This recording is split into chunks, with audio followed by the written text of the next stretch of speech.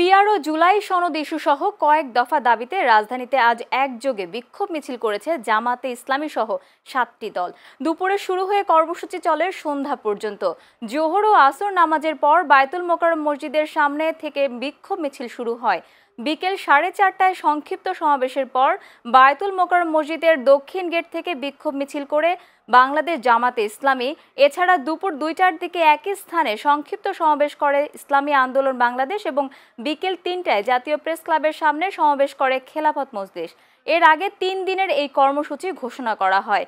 প্রথম দিনের কর্মসূচি হিসেবে আজ রাজধানী ঢাকায়, আগামীকাল বিভাগীয় শহরে এবং 26 সেপ্টেম্বর সব জেলা ও উপজেলায় বিক্ষোভ মিছিলের কর্মসূচি রয়েছে দলগুলোর।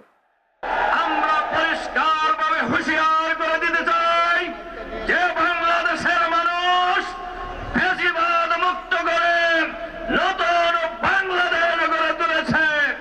সেই বাংলাদেশের সরকারের ভিতরে বাইরে যারাই ষড়যন্ত্র করে ফ্যাসিবাদকে যেভাবে প্রতিরোধ করা হয়েছে, বাংলাদেশের জনগণ একইভাবে প্রতিরোধ করবে আগামী দিনে ইনশাআল্লাহ।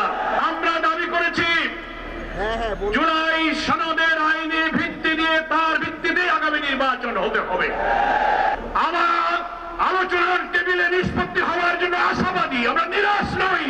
দাবি পিআর মানতে হবে।